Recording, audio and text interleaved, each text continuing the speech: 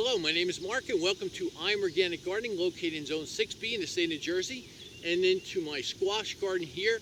And I want to show you how you can grow 3 times more squash in the same space. And here's proof showing it how it's working. So here we are looking right down the middle of the row here of our squash plants. We have 6 growing sections on the left-hand side and 6 growing sections on the right-hand side. I'm not saying individual plants. We'll get a closer look at that in a little bit here, but each section or circle that I cut out in the leaf mold that I had winter rye growing in over the winter time, there's 3 seeds in there and there's 3 plants in each section. So I have a total on this one side, I have 18 plants here and 18 plants there.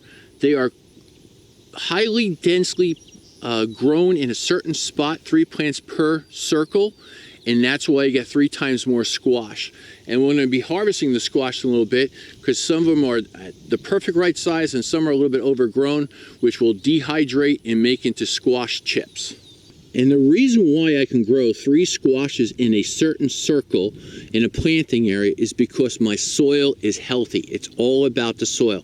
I don't spray these plants for, let's say, squash bugs or vine borers or nothing. Whatever happens to them, happens to them. I can just replant them again in the future because I have them densely populated right now, and you'll see from this harvest how many squashes I get off all these plants. And again, these are only 40 days old. I direct seeded all this 40 days ago, exactly 40 days ago. And today is Sunday, July 26, 2020. So let's take a closer look. This is where I planted 3 seeds together. I have 3 individual plants. Plant number 1, plant number 2, plant number 3.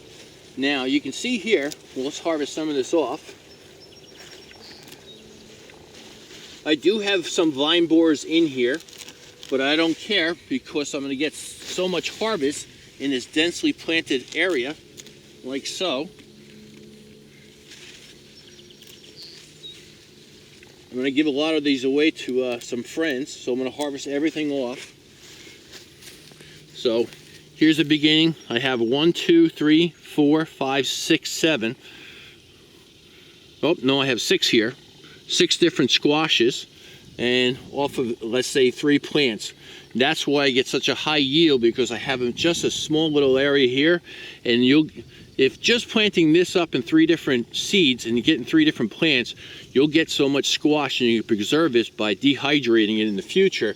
But this is awesome. And then you don't have to worry about the bugs getting to them in the future, because you can replant again now also too, which will be less bug pressure in the future. A lot of you have been asking me where my dog has been lately. It's kind of a sad story, so I advise you caution and listen. She got into an argument. Her name is Lucy. She's a Weimaraner. She got into an argument. Hey, what this?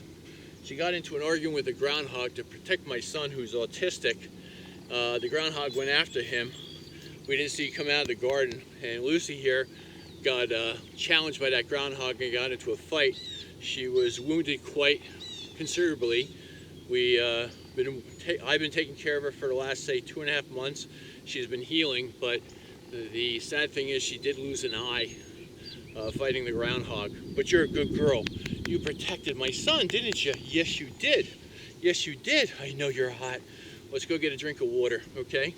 But we'll get back to gardening after this in just a second. So here's a perfect example that I left growing in here to show you. This is winter rye that I planted in leaf mold.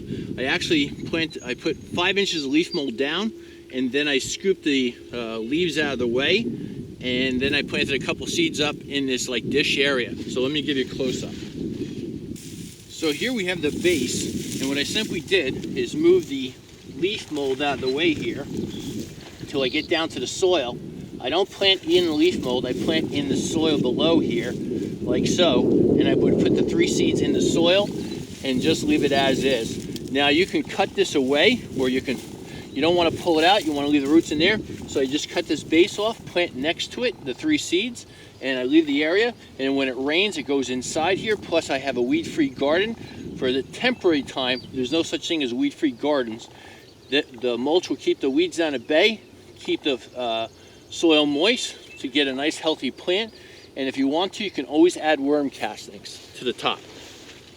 So now I'm just going to harvest this one row here and see how many squashes I get out of it after 40 days growing, direct seeding. So here we have our harvest out of a total of 18 plants in a row that's about 3 feet wide and about 16 feet long. Now I don't have to worry about squash bugs because I'm going to dehydrate this. If they attack it, it's fine because I can replant on the other side of the garden in the future. But I can get a great harvest real quick and I don't have to worry about delaying it. Again, this is only 40 days old and I have this ready to eat. I can preserve them. I can do lots of things with them. So it's all good. And again, healthy soil equals healthy plants, nutrient-dense plants.